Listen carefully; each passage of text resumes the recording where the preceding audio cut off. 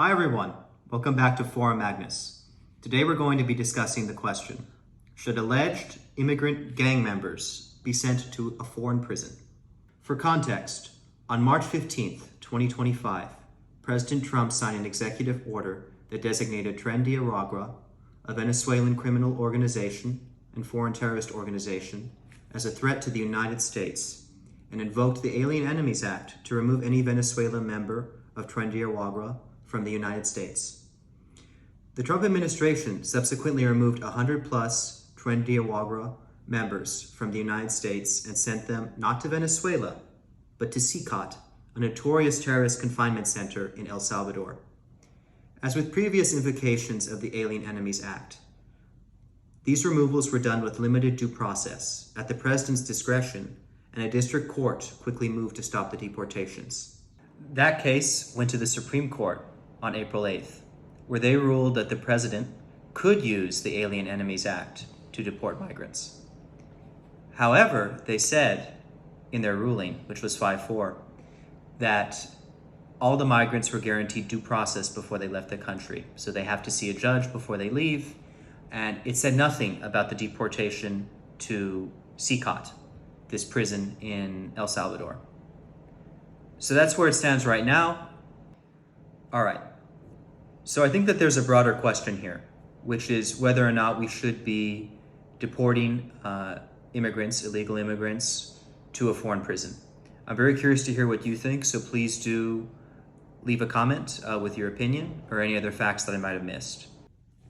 Before I talk about my own opinion, I want to tell you what the key proponents and opponents are saying about the debate, at least as I understand it. So proponents of sending alleged immigrant gang members to a foreign prison say that because of the nature of the invasion and lack of resources that the United States has, that limited due process is a preferable solution. They also would argue, I think, that these people are violent anyway, so maximum security prison is the right place for them. Finally, and I think that this point resonates particularly with me, is we can't let violent gang members in the United States or come back into the United States. I would say that those are the most important points that I've come across. In terms of the opponents of sending these alleged gang members to a foreign prison, they would say that there isn't an invasion happening at all, that these are just a few bad apples, so to speak. They would also say that undocumented immigrants commit less crime than citizens, and they would be right in that. That's a proven fact. Finally, they might argue that sending alleged gang members to a foreign prison, which is known for being particularly punitive, is inhumane. And I think that that argument makes a lot of sense, actually.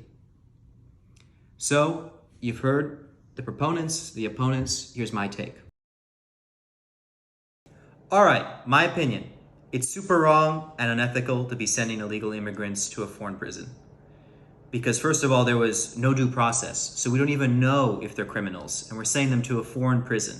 A foreign prison notorious for being a place where basically torture occurs. The lights are on 23 hours a day.